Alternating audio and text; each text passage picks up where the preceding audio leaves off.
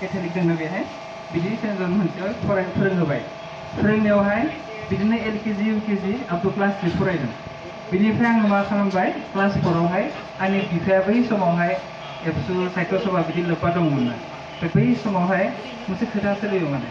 गोरोंफोरा गावसोरनि फिसाफोरखौ इंलिस मिडियामाव गामियाव होनो बिदि होजोब्बाय बिनि उनावहाय जोंखौ दा बर' मिडियामाव होनो स' बिदि बिफायाबो कुइसनेबल जाबाय बिदिनो माबा माबि साननानै आंखौ बर' मिडियामाव लाफिनदों स' आंबो थाखो 4निफ्राय बर' मिडियामाव फरायनाय थाखो 4आव आङो जोंनि बे गामियावनो फरायदों बिनि उनावहाय आङो क्लास 5निफ्राय बरमा हाई सेकेन्डारियाव फरायदों बिनि उनावहाय आङो बरमायावनो बरमा कलेजावहाय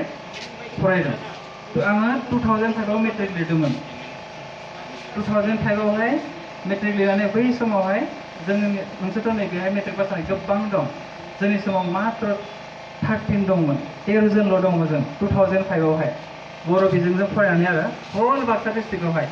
बेनियावनो आङो थार्डआव दंमोन आरो बै समावहाय बेनिफ्राय आं 2007आवहाय HSखौ पास खालामबाय बेनिफ्राय आं 2009आवहाय मेडिकेलनि CEE एग्जाम होदों ओमफ्राय बेहाय आङो 2009आवहाय एसटिनि टपारमोन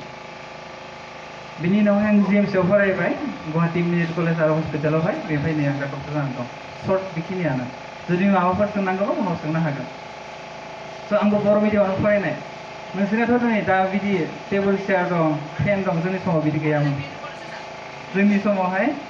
एसामिस मिडियाम बर' मिडियाम मोननै दंमोन